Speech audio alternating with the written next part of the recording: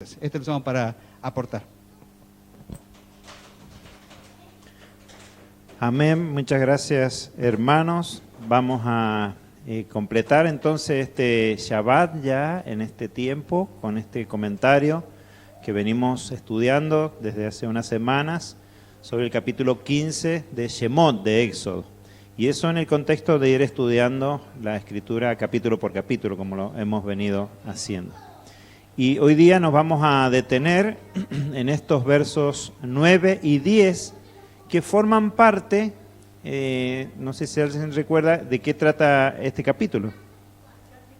Del cántico de Moshe. Muy bien, gracias. Entonces, bueno, vamos a comenzar leyendo estas palabras y este estudio le vamos a llamar así como un poco el tema principal, perseguidos, ¿sí? Amén. Bien. Entonces dice en Shemot, en Éxodo 15, los versos 9 y 10. El enemigo, dice el verso 9, el enemigo dijo, perseguiré, apresaré, repartiré despojos, mi alma se saciará de ellos. Desenvainaré mi espada, los destruirá mi mano. Y en el verso 10 dice, pero soplaste con tu viento y los cubrió el mar. Se hundieron como el plomo en las aguas impetuosas. Bien, y hemos visto una serie de expresiones aquí y cuyos verbos en hebreo los traemos así simplemente como un aporte de decir que menciona que va a perseguir, que es el verbo radaf en hebreo, que va a apresar, nasaj, que va a despojar, que es shalal, que va a saciar o a llenarse a sí mismo, malé, y que va a destruir, que es el verbo yarash. ¿Sí? Bien, pero nos vamos a quedar y vamos a comentar sobre la primera expresión, que es perseguiré. Bien, y dice justamente esto el principio del verso 9 del capítulo 15 de Shemot, de Éxodo. Dice, el enemigo dijo, perseguiré. Bien, esta persecución que se inicia la hallamos anticipada en el capítulo anterior de Shemot, de Éxodo, en el capítulo 14, aunque lo menciona varias veces, pero vamos a tomar simplemente como una muestra. En el verso 4 del capítulo 14 de Shemot de Éxodo se anunciaba esto. ¿Qué dice?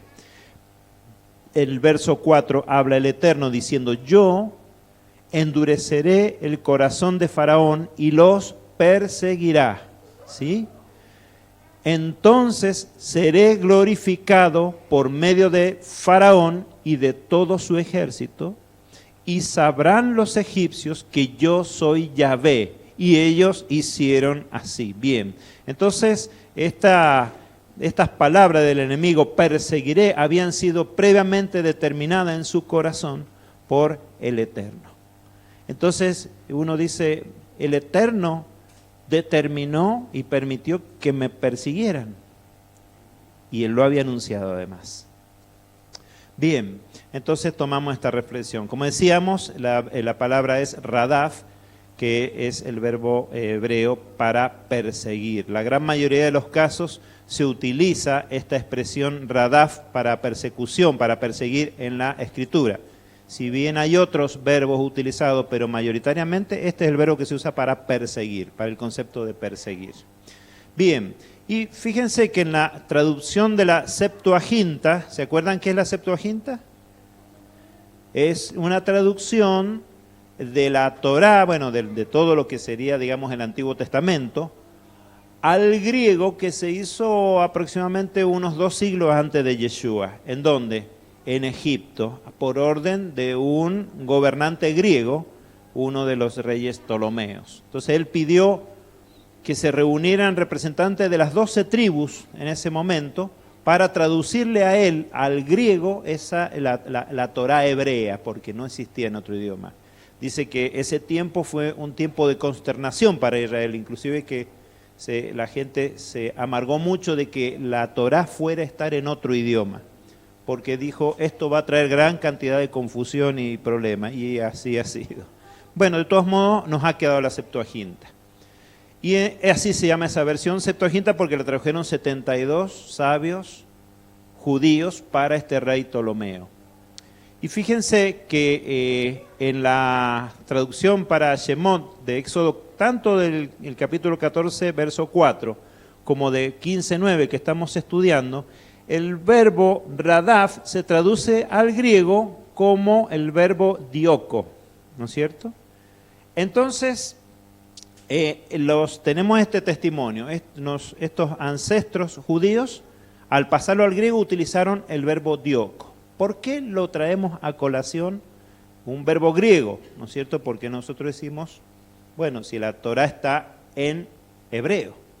Bueno, pues porque algunos textos, la gran mayoría de los textos del Nuevo Testamento, así llamado, ¿no es cierto?, del Brit Hadashah, están en griego.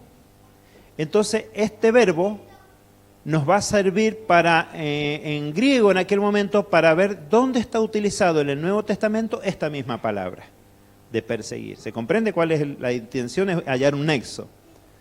Bien, entonces decir, estamos hablando de lo mismo. ¿Sí? Bien, fíjense que tenemos en hebreo radaf y en griego dioko, y lo vamos a ver que este mismo verbo se usa en Mateo capítulo 5 de los versos 10 a 12. Por si alguien no se acuerda, esta porción es donde se habla de las bienaventuranzas, ¿sí? De las bienaventuranzas. Fíjense lo que dice. Bienaventurados los que padecen persecución, en este caso es de diogmenoi, que corresponde al verbo dioko, por causa de la justicia, porque de ellos es el reino de los cielos. Y dice el verso 11, bienaventurados sois cuando por mi causa os vituperen y os persigan, diosoxi, que es del verbo dioko, y digan toda clase de mal contra vosotros, mintiendo.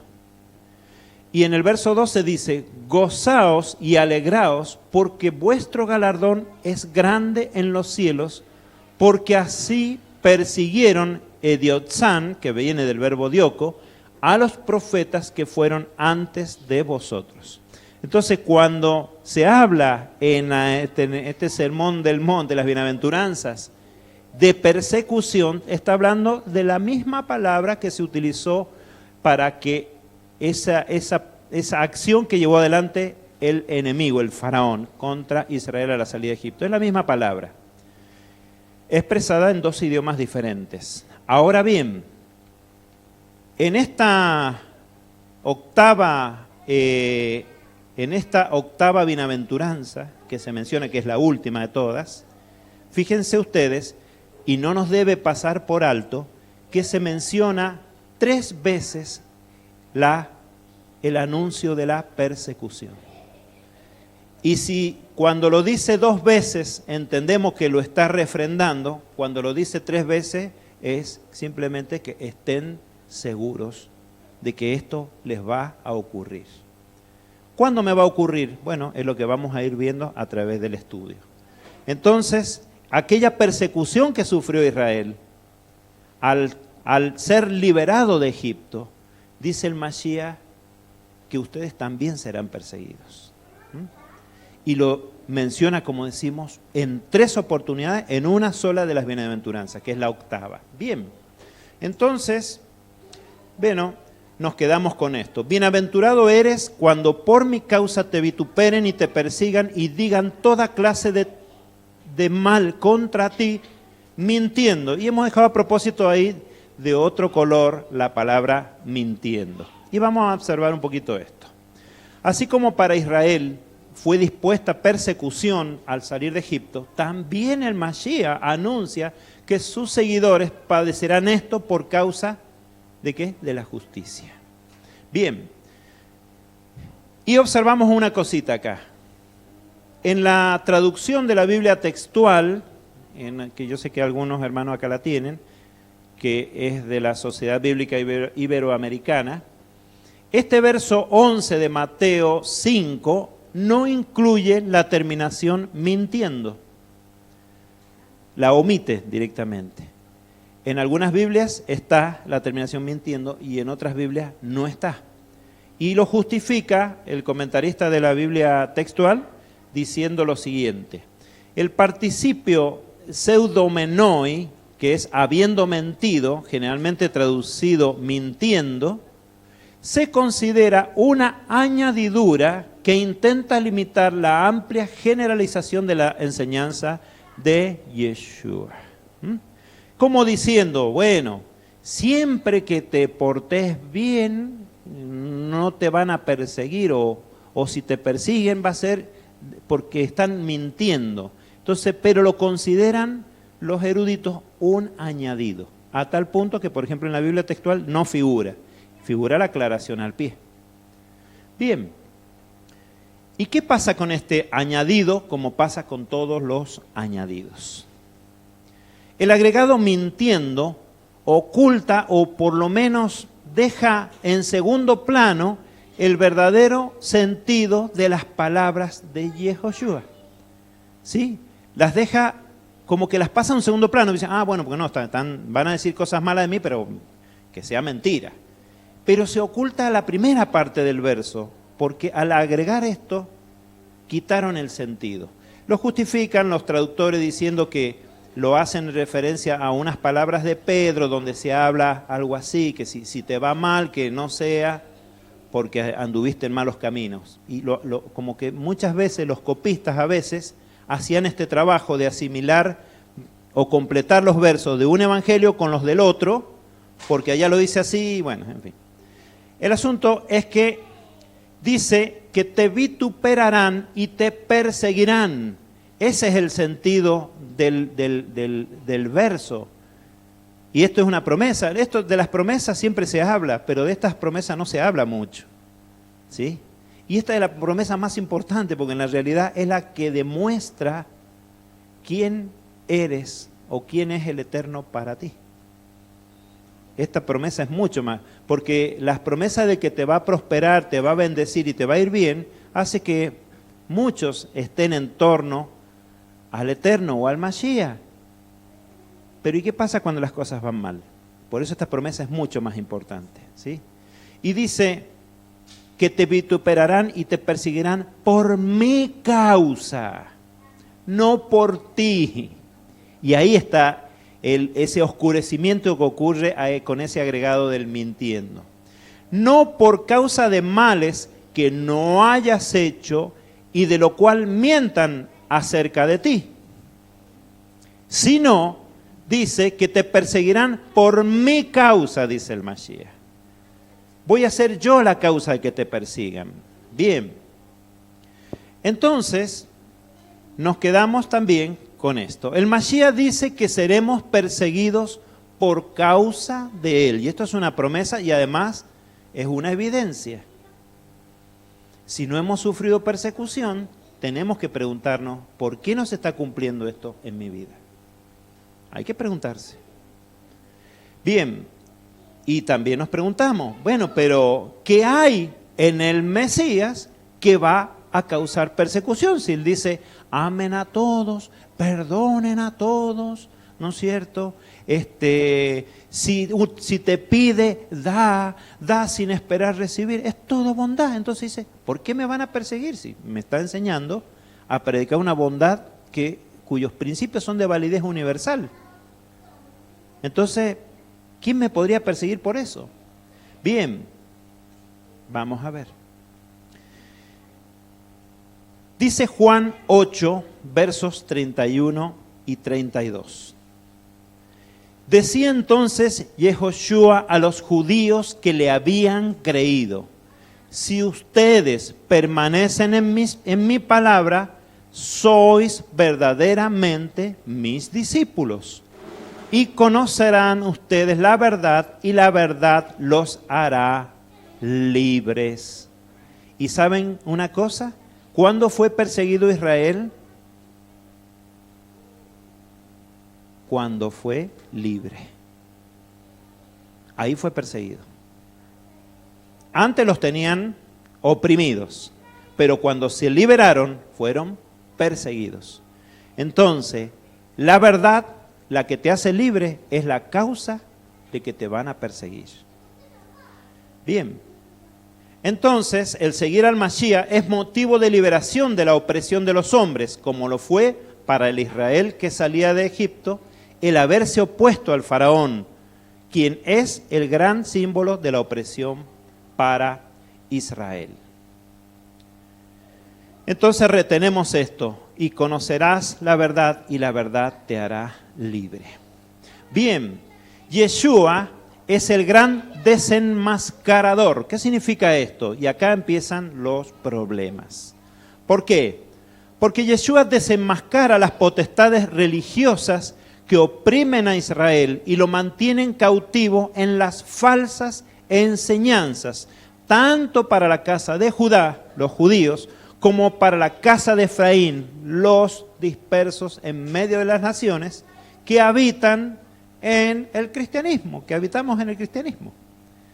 Efraín, bueno, pero ¿por qué me va a venir persecución si solo he querido ser libre? Bueno, eso es lo que dice, que Él desenmascara, para hacerte libre, va a desenmascarar los engaños de los que hemos sido objetos muchas veces. Mateo 16, veamos cómo lo expresó el Mashiach en su época. Fíjense, y lo que vamos a estar viendo. No está diciendo que sean los idólatras, los paganos, los musulmanes, los que nos van a perseguir. No. El Mashiach dice que la persecución va a venir de adentro. Bien, dice Mateo 16, cuidaos y guardaos de la levadura de los fariseos y saduceos.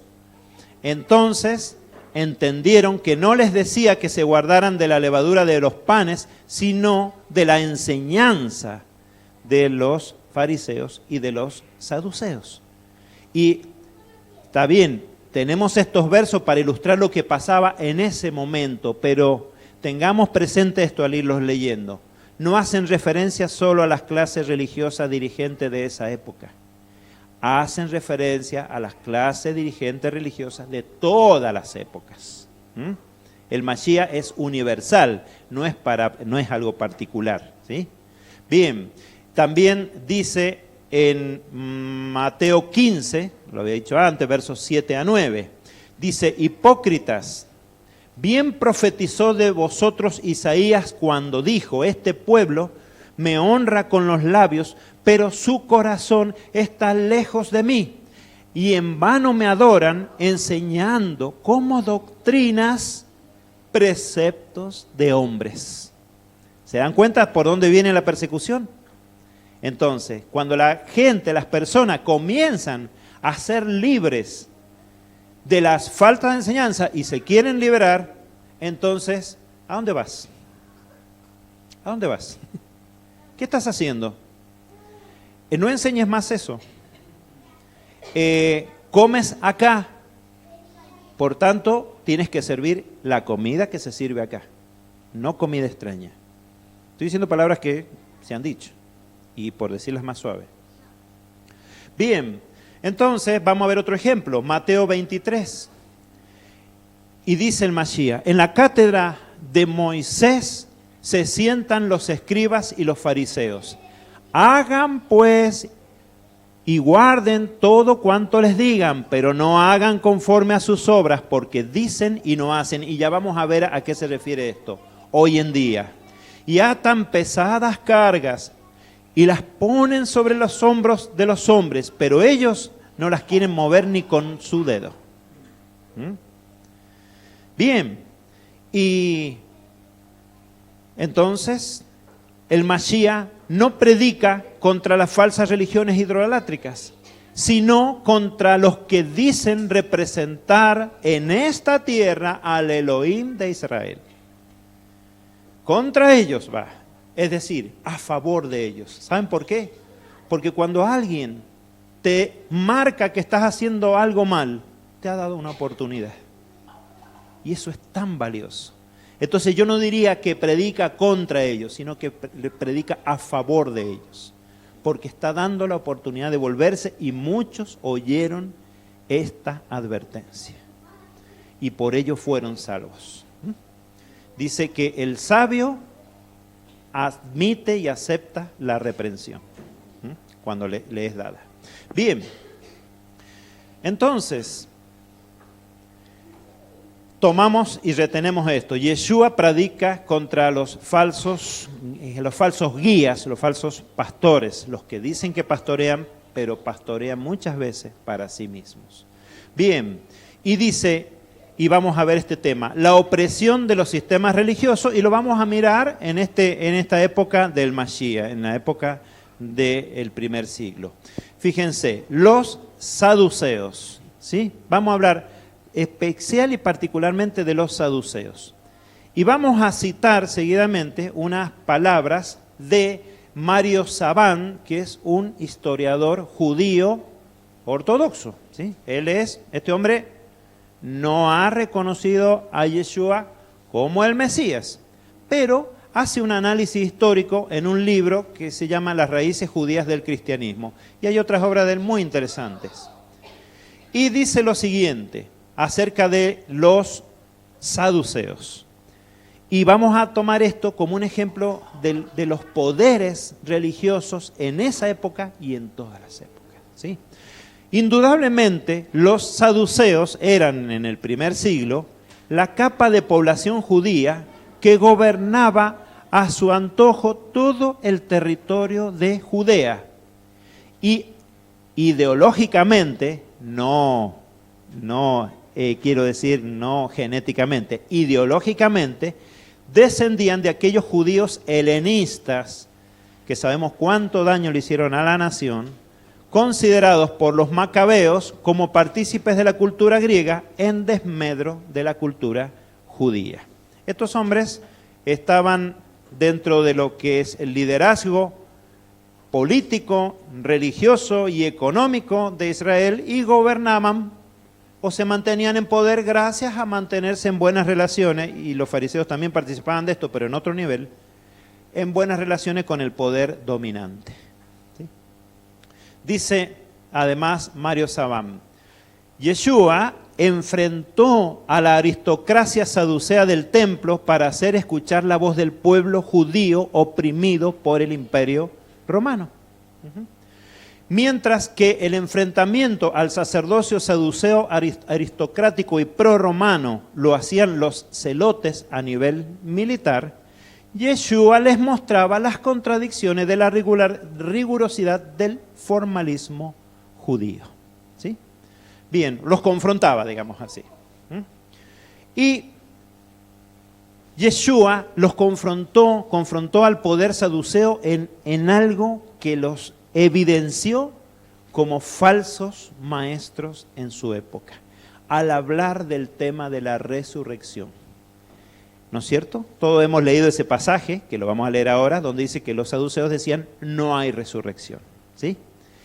Y dice lo siguiente, y van a él unos saduceos, quienes dicen que no hay resurrección, y le preguntan, y no vamos a citar todo lo que le dan un ejemplo, ¿no es cierto? Diciendo que un hombre se casó con una mujer y murió sin dar descendencia y así, bueno, no lo vamos a leer esa porción porque la sabemos. Vamos a ver directamente la respuesta del Mashiach, que les dice, Yeshua les dijo, no erráis por esto al desconocer las Escrituras y el poder de Elohim.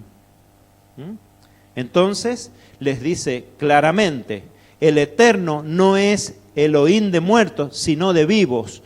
Y vosotros mucho erráis. Y estas palabras son para ellos y para todas las épocas. Y en muchos lugares, vosotros mucho erráis. Quiere decir que los confrontó directamente. Pero hasta ahora estamos en el terreno de la teoría nomás. Bueno, vos pensás así, yo pienso así, y yo pienso que ustedes están equivocados. Pero estamos en el terreno de las palabras, nada más. Bien. Juan 11, Yeshua deja el terreno de las palabras y pasa al terreno de las acciones. Y acá es donde la cosa se va a poner muy fuerte. Dice Juan 11, estaba entonces enfermo cierto hombre llamado Lázaro de Betania. Y vamos a ir resumiendo algunos versos de este capítulo. Verso 3, las hermanas pues enviaron a decirle, Señor, he aquí el que amas está enfermo. Cuando llegó Yeshua, que vino al llamado, esto lo vemos ya en el verso 17, halló que ya llevaba 4 días en el sepulcro. ¿Sí? Y Yeshua, habiendo llegado a Betania y encontrado a Lázaro ya con 4 días de muerto, dice, quitad la piedra. Le dice Marta, la hermana del que había muerto, Señor, hiede ya, porque es de 4 días. Y esto en cualquier parte pasa del mundo, obviamente. Y dice en el verso 43, y habiendo dicho esto, Yeshua clamó a gran voz, diciendo, Lázaro, ven fuera. Y el que había muerto salió atados los pies y las manos con vendas. Yeshua les dice, desatadlo y dejadlo ir. Es decir, Yeshua se ocupó personalmente de demostrar a el poder político religioso dominante de la época que estaban completamente equivocados. Les demostró en la práctica que hay resurrección. ¿Sí? Bien, ahora, ¿cómo reaccionó ante esto este poder político? Entonces pasó lo siguiente, muchos de los judíos que habían venido a casa de Miriam y vieron lo que hizo, creyeron en él. Claro, esto era impresionante. Pero algunos de ellos fueron a los fariseos y les dijeron lo que había hecho Yeshua.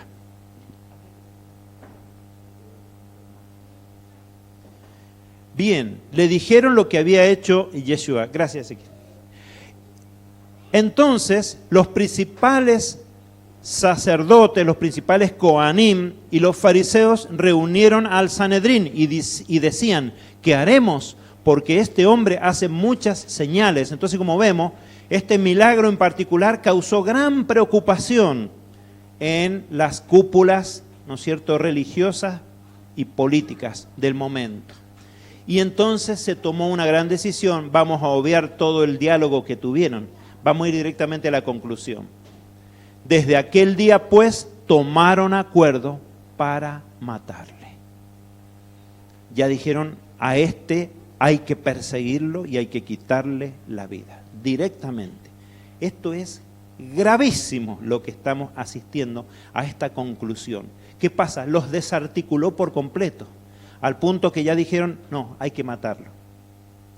Y tampoco entendemos por otro estudio que hicimos en algún momento de los días de la muerte y resurrección de Yeshua, respecto de Lázaro. Lázaro y sus hermanas tampoco la pasaron bien. Vino una gran persecución a raíz de esto.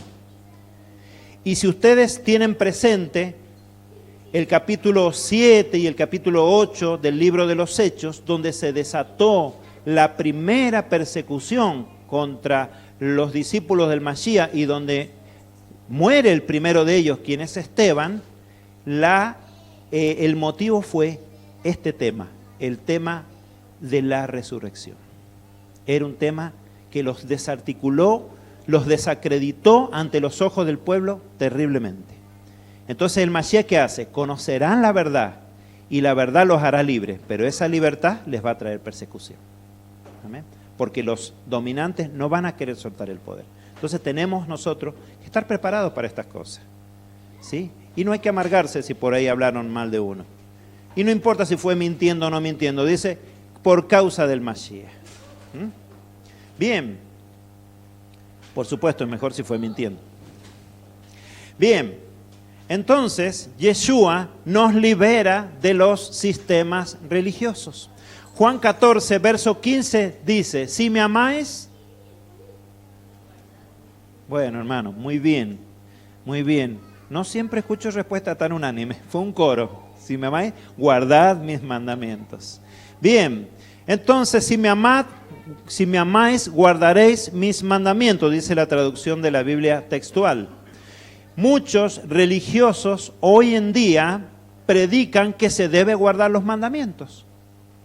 ¿Sí? ¿Sabían ustedes eso? Creo que a lo mejor lo han visto. Yo siempre lo cuento, me gusta ir cuando escuchar las radios, escuchar las prédicas, y a ver qué enseñamos, y yo he notado una influencia de parte de este movimiento, digamos así, que empezó de raíces hebreas, de mesianismo, lo que quieran, que habla de volver a la fuente, de volver a la Torá, ha traído una contrarreacción de parte de los sistemas religiosos.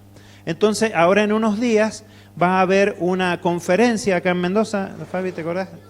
De donde se va a hablar de Apocalipsis, y donde se dice que, bueno, que el verdadero pueblo de Dios, que todas esas palabras están referidas no al judaísmo, sino al cristianismo, como una reacción ha venido. Pero además se está empezando a escuchar por todos lados, sí, hay que guardar mandamientos.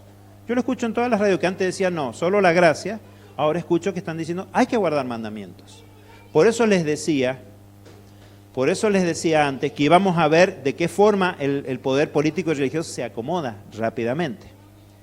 Y también Daniel, cuando habla de ese reino de la cuarta bestia, en algunas versiones dice que era indescriptible, pero algunos revisionistas comentan que en realidad dice que no la podía describir.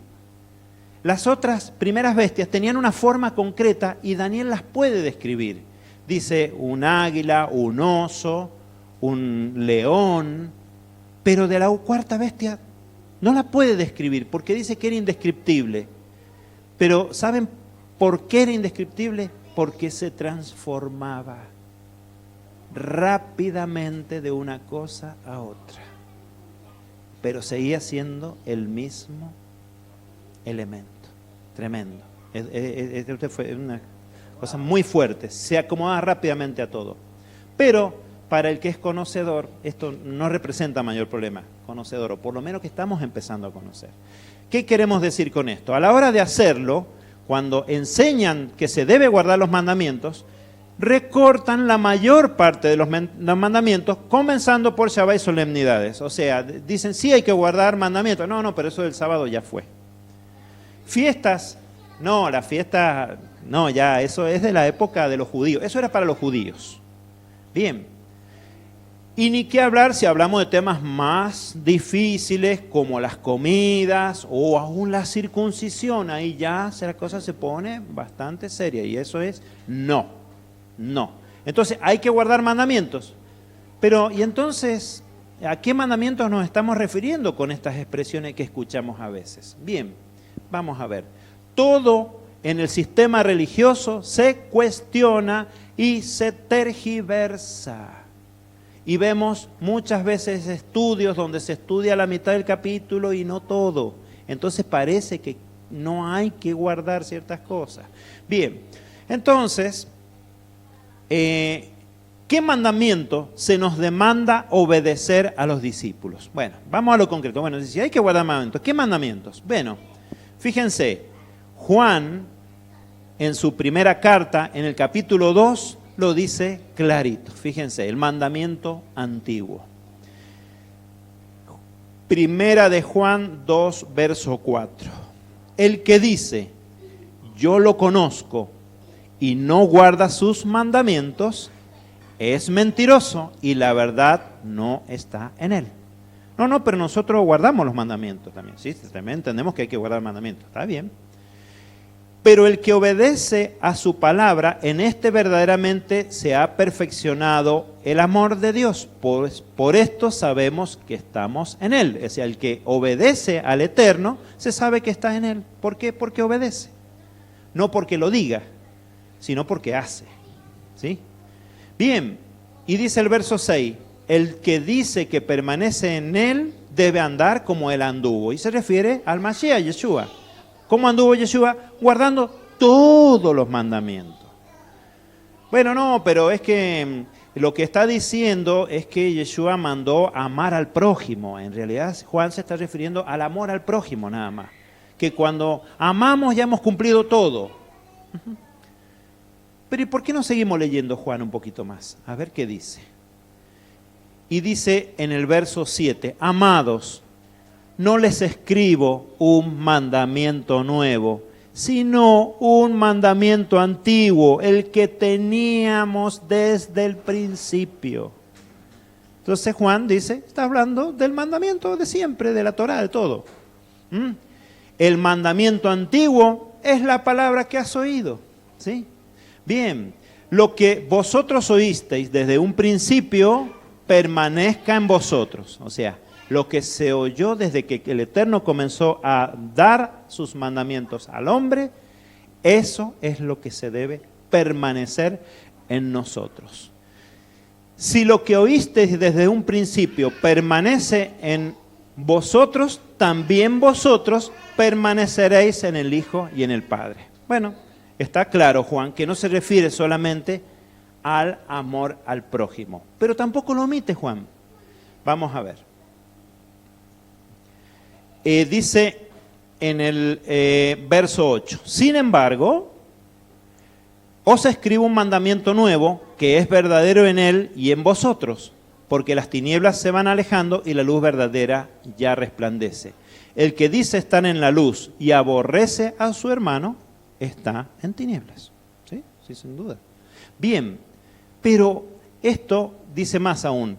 El que ama a su hermano permanece en la luz y en él no hay tropiezo, pero el que aborrece a su hermano está en las tinieblas y anda en las tinieblas y no sabe a dónde va, por cuanto las tinieblas le cegaron sus ojos. Ahora bien, vamos a ver que este mandamiento nuevo no es tan nuevo después de todo. No es un mandamiento tan nuevo después de todo, el amar al prójimo. ¿Por qué? Y vamos a ver también dentro de un ratito que tampoco es un mandamiento que da Juan. Juan menciona que hay un mandamiento nuevo, pero no lo está dando él. Vamos a ver. Un mandamiento nuevo, no tan nuevo, Vaikra, Levítico capítulo 19, verso 16, dice, no andarás difamando en medio de tu pueblo, ni harás nada contra la vida de tu prójimo. Firma yo, Yahvé. No aborrecerás en tu corazón a tu hermano, reprenderás firmemente a tu prójimo para que no incurras en pecado por su causa. No te vengarás ni guardarás rencor contra los hijos de tu pueblo, sino que amarás a tu prójimo como a ti mismo. Muy bien, gracias a los niños. Y entonces nosotros vemos acá las mismas palabras del Mesías cuando se le preguntó, Maestro, ¿cuál es el mayor de los mandamientos? Y el mayor de los mandamientos dijo, y empieza diciendo, oye, iglesia de la denominación XX, no, dice, oye Israel, ¿sí? El eterno nuestro Elohim, el eterno uno es. Y amarás a Yahvé con todo tu corazón, con toda tu alma, con toda tu fuerza y con toda tu mente. Y cita después Levítico, y a tu prójimo como a ti mismo. Mayor mandamiento que estos no hay. Entonces nos dicen, bueno, ven que todo es amar y nada más. Ajá. Bueno, vamos a ver dos cosas antes de responder esa pregunta. Juan capítulo 13, entonces lo que vemos que el amar al prójimo es un mandamiento renovado, pero profundizado. ¿Por qué? Porque ahora nos pone una medida el Mashiach. ¿Y cuánto tengo que amar a mi prójimo? Dice él, un mandamiento nuevo os doy, que os améis unos a otros, como os he amado, que también os améis unos a otros. ¿Ven? No era Juan el que estaba emitiendo un mandamiento, sino que está citando a Yehoshua, quien además se está citando a sí mismo en Vayikra, en Levítico 19. Y una cosa, ¿cuál es la medida del amor? ¿Sí? Como yo los he amado a ustedes. Esa es la medida. Como el Mashiach te amó, así ama a tu prójimo. Y dice, hoy como entonces, los sistemas religiosos modernos oprimen a los creyentes para que no obedezcan el mandamiento antiguo, la Torá, sino que se limiten a esta concepción un poco subjetiva del amor. Bien, vamos a ver que Juan dice, y se escudan en un falso concepto del mandamiento nuevo, excluyendo lo demás. Ahora bien, es el propio Juan quien nos va a aclarar esto del amor. ¿En qué consiste el amor? Bueno, porque hay que amar, pero ¿y en qué consiste el amor? Bien, vamos a verlo. El amar y nada más reemplaza la Torá, reemplaza todo lo otro. Bien, Ese amar y nada más es amor humano. Por tanto, no podemos tomar en el humano una medida real del amor, porque somos muy falibles y somos muy egoístas, somos tremendos. Bueno, ustedes no, pero yo por lo menos. Somos tremendos. Bien, y dice, ¿cuál es el verdadero amor de Dios del cual se habla en la Escritura? ¿Cuál es ese amor? Amarás a Yahvé, tu Elohim, con todo tu corazón, con toda tu alma, con todas tus fuerzas, y a tu prójimo como a ti mismo. Bueno, pues lo dice Juan en su primera carta, capítulo 5. No tiene desperdicio esta carta de Juan. Y donde él da testimonio de esto. En esto conocemos que amamos a los hijos de Dios, a nuestros hermanos, cuando amemos a Dios y practiquemos sus mandamientos. Ese es el amor del que se habla en la Escritura. Dice, pues este es el amor de Dios, que guardemos sus mandamientos, y sus mandamientos no son gravosos. ¿Saben por qué? Porque vienen de Él, y Él los pone a través de su rúa, su espíritu, en nosotros. Así que esto no le tendría que costar a nadie. Cuando es mandamiento humano, lo puedo tomar con entusiasmo, pero después ya me empieza a costar. Y ya después voy a tener que ser muy valiente para no ser hipócrita, porque a lo mejor no lo estoy haciendo, porque no nace en mí, porque es humano. Y ahí tenemos que muchas veces la palabra de Shaul, de Pablo en sus cartas, se refiere a esas leyes humanas. Lamentablemente en las traducciones no se traduce, no se discierne cuándo está hablando de Torá y cuándo está hablando de mandamientos y leyes humanas. Pero viendo el contexto se logra deducir eso. Bien, entonces, porque todo lo que es nacido de Elohim, de Dios, vence al mundo, y esta es la victoria que ha vencido al mundo, nuestra fe, nuestra emuná, nuestro creer, confiar y obedecer nos va a dar la victoria. Al Mashiach, no al hombre. ¿Se entiende? Y bueno, estamos ya hablando de victoria, así que, y nuestro estudio es del Cántico de Moshe. Bueno, ¿y qué dice entonces? Cuando hagamos nuestra la victoria, venciendo al mundo y retornando al Eterno conforme al llamado que está haciendo en este tiempo, entonces haremos nuestro ese cántico de Moshe, habiendo pasado la persecución, y que dice, y vi como un mar de cristal mezclado con fuego, y a los que habían alcanzado sobre la bestia, ¿hablamos de la bestia? Sí, hablamos de la bestia hace un ratito. Y su imagen y el número de su nombre, los vi a ellos en pie sobre el mar de cristal, teniendo cítaras de Elohim, y cantan el cántico de Moshe, siervo de Elohim, y el cántico del Cordero, diciendo, grandes y maravillosas son tus obras, oh Señor Elohim Todopoderoso, justos y verdaderos tus caminos, oh Rey de las naciones. Y esto lo dice en Revelación Apocalipsis 15, versos 2 y 3. La victoria sobre la persecución, los que no cedieron a la bestia y a su número. Bueno, con esto no me han comunicado todavía plazo de tiempo, no sé cómo estamos con los tiempos, pero me hace una señal afirmativa de que podemos seguir media hora más. No se preocupen, no. Vamos a la conclusión de todos los estudios. Y bueno, y ahora lo poquito que sabemos de hebreo nos ayudó. Porque siempre traemos Eclesiastés capítulo 12 para terminar los estudios. Y siempre traemos una versión distinta de la Escritura. Y esta vez trajimos la Biblia del Oso, aquella que tradujo Casiodoro de Reina. Bueno, una versión un poquito más nueva, pero conservando, digamos, el lenguaje que traía. Si ustedes la ven ahí, las palabras que están como una F es una S. Es una S. Y dice así, las palabras de los sabios son como aguijones y como clavos hincados de los maestros de las congregaciones puestas debajo de un pastor. ¿Sí?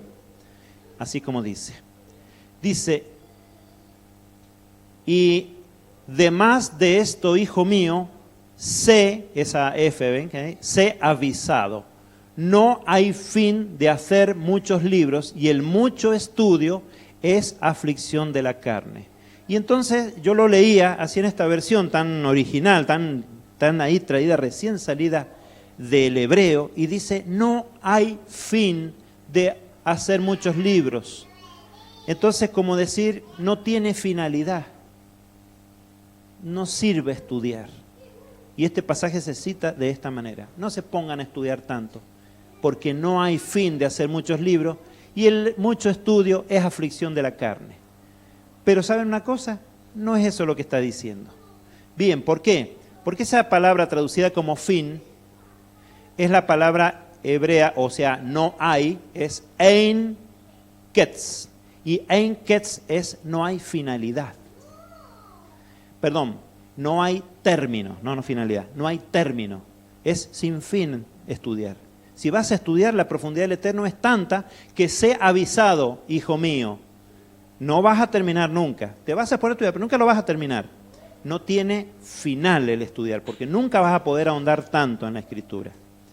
Bien, pero ¿y cómo sabemos que ahí dice que ese fin se refiere a finalidad o que se refiere a terminar estudio, ¿no es cierto? Bueno, son dos conceptos distintos. Bueno, lo trae en el verso distinto, en el verso 13, que dice, el fin de todo sermón es oído, teme a Dios y guarda sus mandamientos, porque eso es el todo del hombre.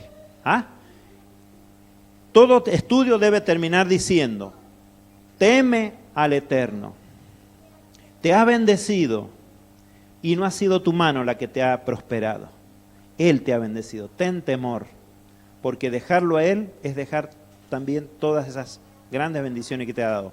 No para que nos mantengamos por interés, porque cuando Él retira sus bendiciones te está diciendo, vuelve al pacto, vuelve al pacto, vuelve al pacto. Y acá nos encontramos en este verso 13 otra vez con la palabra fin, pero en este caso la palabra hebrea para fin es otra, que dice sof, ¿sí? Sof, que nosotros conocemos a veces por sofit, ¿sí? Entonces, la palabra fin del verso 12 es que algo no termina. Y la palabra fin de esto es finalidad. El fin de todo, la finalidad de todo sermón oído es que guardes a Dios y que temas a Dios y guardes sus mandamientos, porque eso es el todo del hombre.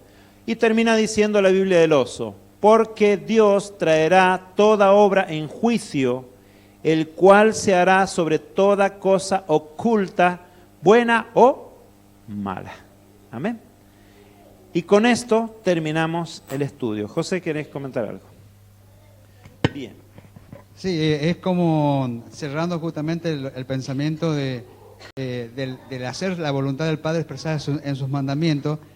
Mateo también lo refleja, el conocido verso digamos del 17 en adelante del capítulo 5. Yo lo leo tal cual y lo está diciendo el mismo Yeshua. Dice, no penséis que he venido a abolir la ley de los profetas, ¿no es cierto? La ley y los profetas, o sea, hablando de los mandamientos del Eterno. Dice, no penséis que he venido a abolirlos justamente. No he venido a abolirlos, sino a darles cumplimiento. Os aseguro que mientras duren el cielo y la tierra, no dejará de estar vigente. Y acá lo habla como una yod y una tilde, o sea, pequeñas palabras de la ley hasta que todo suceda. Por tanto, bueno, y ahí sigue relatado. O sea, lo que está dando importancia de que mientras el cielo y la tierra estén justamente, los mandamientos del Eterno están para cumplirlos justamente en fidelidad, en amor. Por eso justamente lo traje como cerrando este tiempo, palabras propias de nuestro Adón Yeshua HaMashiach. Correcto, José.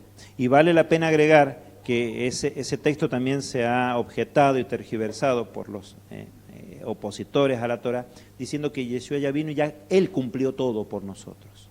Y eso no es correcto, Él vino a completar. ¿Por qué? Lo vemos acá, dice, un mandamiento nuevo les doy. Faltaba algo, ¿se dan cuenta? ¿Cuál era la medida de amar al prójimo? Como yo los he amado. Muchas gracias, José, por el aporte. Y bueno, con esto yo los invito para que nos pongamos de pie y vamos a orar.